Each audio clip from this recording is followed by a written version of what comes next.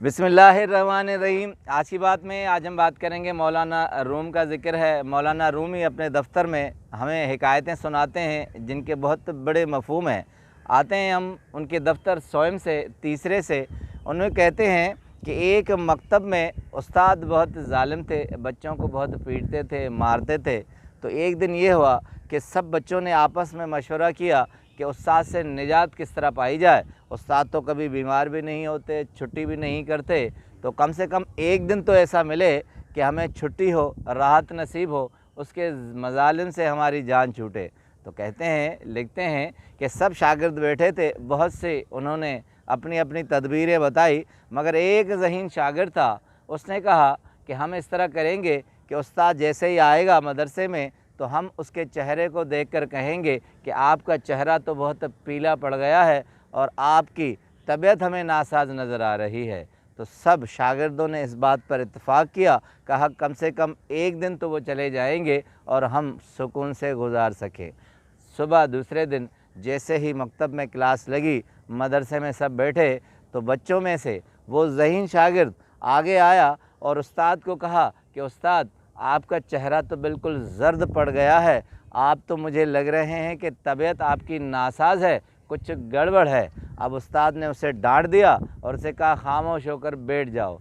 मगर जैसे ही उस्ताद ने किताब खोली तो उसे एक वहम हो गया और उसे महसूस हुआ कि हो सके बच्चे ने कहा है मेरी तबीयत सही ना हो। उसके बाद दूसरा शागिर्द जो प्लानिंग थी उठा और उसने कहा उस्ताद आपकी आंखें भी पीली हो रही हैं, ज़र्द हो रही हैं, हमें लग रहा है कि आपकी तबीयत नासाज है। अब उस्ताद को फिर और वहम यकीन में बदलने लगा और उसने कहा सोचा कि वाकई मेरी तबीयत नासाज है, और बच्चों को वहीं बिठाया। उसके बराबर में जो हुजरा घर था इनका चला गया और बीवी को कहा कि जल्दी से मेरे लिए कोई कंबल चादर निकाल लो, मुझे सर्दी महसूस हो रही है। अब बीवी ने देखा कि शौहर बहुत हट्टा कट्टा है, कोई भी उसे तकलीफ़ नहीं, मगर मारे डर के बीवी ने ये कह दिया, सोच लिया कि कहीं नाराज़ ना हो, तो उन्होंने उसे चादर दे दी, लपेट दी। अब जैसे ही वो सोए तो शागिर्दों ने कहा कि जिस राहत के लिए हमने ये खेल खेला था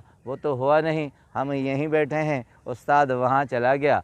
सब शागिर्द उस ज़हीन शागिर्द की तरफ देखने लगे तो ज़हीन शागिर्द ने सबको आँख मार कर कहा कि ज़ोर ज़ोर से पढ़ो, जैसे हम ज़ोर से पढ़ेंगे तो उस्ताद तक आवाज़ जाएगी और उनके सर में दर्द होगा और हमें छुट्टी दे देंगे। सब शागिर्दों ने बहुत ज़ोर से पढ़ना शुरू किया। अब उस्ताद के कान में आवाज़ पड़ी रही और वो घबरा गया और जल्दी से वहीं आवाज़ दे दी और कहा कि आप लोग जाओ, मेरी तबीयत ठीक नहीं है। उसके बाद सारे शागिर्द घर को चले गए और उन्हें वो मकसद मिल गया जो चाहते थे। मगर घर पर जैसे गए तो माएँ उनकी कि इस वक्त तो बच्चे आते नहीं हैं, क्या वजह है कि वो सवेरे आ गए हैं। माओं को जब ये मालूम हुआ कि उस्ताद की तबीयत सही नहीं है तो माओं ने सोचा कि उस्ताद से जाकर दूसरे दिन पूछेंगे और मामला भी पता चल जाएगा कि ये मकर है, फ़रेब है या वाकई उस्ताद की तबीयत सही नहीं है। दूसरे दिन जब माएँ गईं मदरसे में तो उस्ताद से पूछा तो उस्ताद ने कहा कि कल मेरी तबीयत सही नहीं थी, ये तो मेरे हमदर्द बच्चे थे कि उन्होंने बता दिया, मैं काम में इतना मसरूफ़ रहता हूँ, मुझे मालूम नहीं होता कि तबीयत बिगड़ गई है और मैं काम में लगा रहता हूँ। मगर जब माओं ने उनसे पूछा और कहा कि आपको क्या हुआ था, उन्होंने कहा कि मेरा चेहरा ज़र्द हो गया था, मेरी तबीयत सही नहीं थी। फिर जब बातों बातों से मालूम हुआ तो पता चला कि उनकी तबीयत सही थी, मगर बच्चों ने अपनी आज़ादी के लिए, सुकून के लिए, राहत के लिए मकर किया था। अब मौलाना रूम बहुत बेहतरीन सबक देते हैं। हमने कुछ दिन पहले एक लेसन किया था कि दुनिया का सबसे खुश रहने वाला शख्स मैथ्यू रिकार्ड, उन्होंने 4 चीज़ें हमें बताई थी कि किस लिए दुनिया में खुश रहा जाए। एक एंगर बताया था, गुस्सा, उसके बाद रिजेंटमेंट बताया था, एक ऑब्सेशन बताया था कि वहम इंसान का द किलर ऑफ हैप्पीनेस है।